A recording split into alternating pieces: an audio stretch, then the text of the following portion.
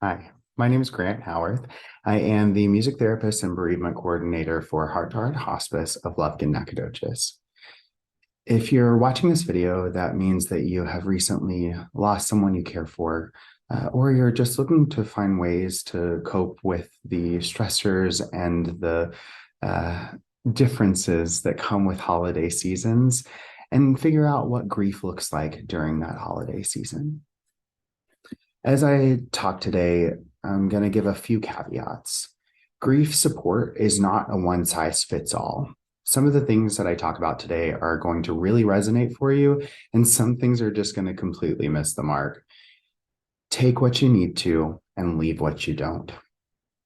If you have any questions about things that I talk about today, I'm going to include my email in the description. As another caveat, the closed captions are auto-generated, so I apologize in advance for any mess ups or if it can't quite understand my accent sometimes. Okay. To get started, I just want to give you a few general things to remember. As I mentioned, grief is not a one size fits all. Grief is individual for everyone who experiences it. It depends on who you lost. It depends on your relationship with them. It depends on how you've handled grief in the past. It depends on your support network, on so many different things. And this just tells us that we don't need to have expectations of how anyone else is grieving, just as we can't have expectations for ourselves. Unfortunately, and fortunately, grief doesn't just go away. Our goal here, our goal in grief work is to learn to figure out what grief needs, what grief looks like in our everyday life moving forward. Our goal is to figure out how to integrate that grief into what our life looks like, whatever's next.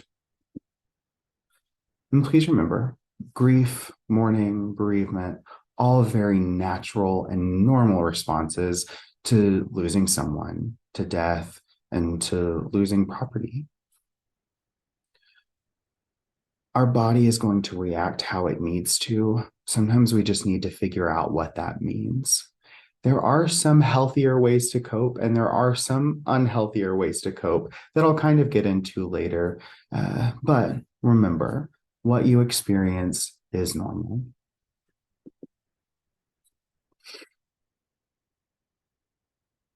You might feel pulled in every direction. Feel like you are being told to do this and told to do that. What's most important here is that no one can tell anyone else, no one can tell you how to grieve, how you should be grieving, how long you should be grieving, the ways that you should be grieving, the places that you should be grieving. Well, if you would just, well, have you tried? Well, no. Have you tried minding your business? You deserve to grieve in ways that are natural and healthy and responsible for you. And finally, as a good friend of mine, Sharon, says, tears are just love overflowing. Your body is going to cry when it needs to.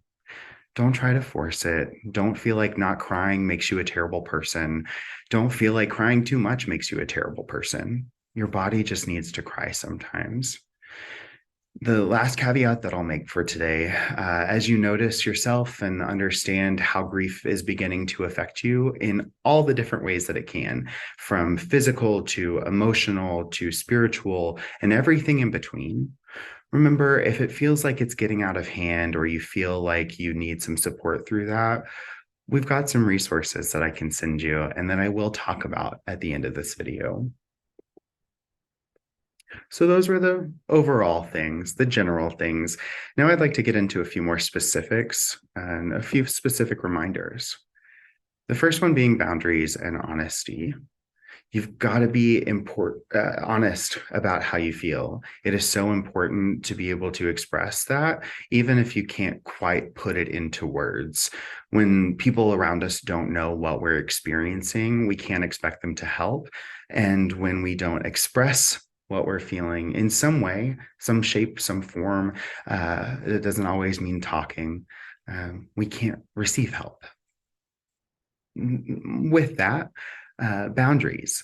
I always say, and I learned this from a video a while ago, that boundaries are not the line that you draw, they're how far you're willing to go. So part of your grief work this season will be establishing what those boundaries are, where you need to go, what you need to be doing, and when you need to rest.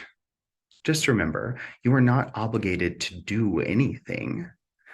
You can opt out of something that feels too overwhelming. You can also commit to something and change your mind later. Your needs matter. Your grief matters. You matter. You always have a choice, even when you feel you don't. Be honest with yourself and those around you about how you're feeling and what you do need. Leave spaces that no longer serve you and stay in spaces that support you. Be okay with just being you. Planning and flexibility. Talk about being okay with just being you and doing the things that you need to do. Remember that holidays do not have to be the same as they always have been. It is perfectly fine to honor old traditions. It can be beautiful. It's also okay to change things up. Plan a trip if you feel like you can't be home. Plan takeout instead of spending all day cooking. If you normally have people over to your home, ask someone else to host if it feels too overwhelming to have people come over. And if you feel you do need people in your home, go ahead and invite them. Allow yourself to make a plan while remembering that it is perfectly fine. It is okay if you need to change that plan. Check in with yourself. What are you feeling? What do you need?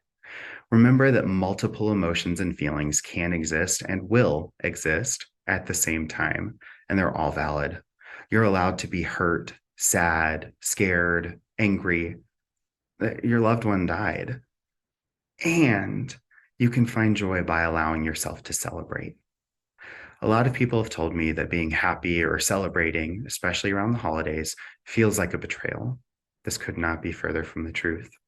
Finding joy, happiness, and even those tears of frustration or anger are all ways of honoring the memory of someone we deeply cherished in our lives. There is no wrong or right way to feel right now because grief affects every part of us. And like I said, it affects us all so differently. Don't be afraid to ask for help. Grief can often tell us that we are alone, but that's just not true. Embrace your family, both, again, the one that you were born into and the one that you've created along the way. It can be hard or feel vulnerable to ask for help or let someone know you just need someone or something. That being said, find this time for yourself. And while you're doing that, try not to isolate because that can make the grief feel so much larger. And as a part of our bereavement services through Heart to Heart Hospice, if you do need support, if you have questions, concerns, or feel like you just need someone to talk to, our phone lines are still open to you and your family. Myself, a chaplain, or a social worker will be available to talk with you and support you during those difficult times. If you feel you need something extra or different, give us a call and we'll get you connected to some local resources for grief counseling, support groups, or some other helpful services. And next, I just want to offer some coping skills. These are just some things to try. You can try these alone or with supportive people who you choose to be around.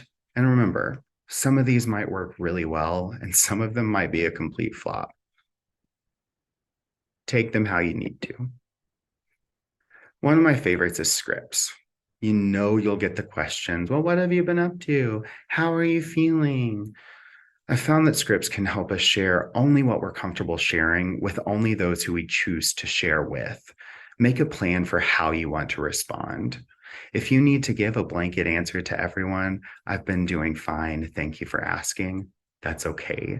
If you want to go into some further detail with some other people, you're more than welcome to. It's your story, share it how you need to. Move your body. And I don't mean running a marathon. Just simply going for a walk, standing up, or stretching your arms can help you feel reconnected.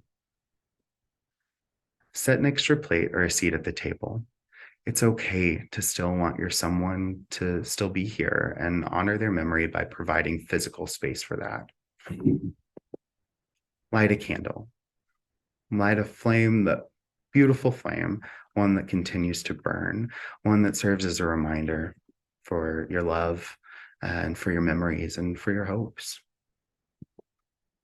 Go through photo albums or memories on social media. It can be really beneficial for us to see the face of our loved one when we're feeling disconnected. It can also be really great just to sit and listen to their or your or y'all's favorite music. Take some time to honor those memories. And let's see, sometimes, for a lot of folks, we need to pray or meditate or engage in a really meaningful spiritual or religious practice, especially when we are feeling disconnected or lost. Avoiding self-medicating. And I'm not telling you not to do this at all, but don't self-medicate or overindulge in substances like alcohol or marijuana. They can help us escape, and we often use them not to have to face reality, but doing this can only complicate our grief. Grief is one of the things in life that we have to feel in order to heal. It's perfectly fine in moderation to drink with your family and to be with your friends in that way. Just remember, we can't escape from these things. Try some breathing exercises. These do not work from everyone, but you're going to hear them on every coping skills list that you read. When you breathe in, take that deep breath and breathe out. Exhaling as much air as you can for as long as you can, really focusing on just letting things go. Journaling, try writing it out. Reach out to a friend, try talking it out. And when you can't reach out to a friend, it's okay to talk to yourself. By using affirmations like, I'm okay, I can do this, I am not okay, but I will be, whatever you need to tell yourself to get through is okay. Create something. There is a beauty in creation. We can find our artistic ability, even if that's just gluing some macaroni down on a sheet of paper. If it's coloring with a child, if it's coloring an adult coloring book, if it's building a small memory box, whatever you need to do to get those creative juices flowing, allow them to. Creativity can really help us heal, and we can make something really beautiful from our grief. Let go of your guilt. Do whatever it takes to let go of all of the guilt that you've been holding on to. Forgive yourself where you feel you failed. Forgive yourself for the moments where you feel you haven't shown up for other family members because you just couldn't. For all of those moments that you say, I should have done better. I could have done better. I should be a better child. I should have been a better husband. I should have been a better spouse. I should have cared for. Let go of your guilt. You did everything you could with what you were given. As I've said for the last few years, we're doing the best that we can with the worst that we've got. Your life recently changed in ways that may have felt instant or felt like an eternity. We can never be sure what's next, but I hope that you do know that through whatever is next, we're still here to support you. Over these next months, in this holiday heavy season, please care for yourself. You can reach our Nacogdoches and Lufkin office 24/7 at 936-699-6001.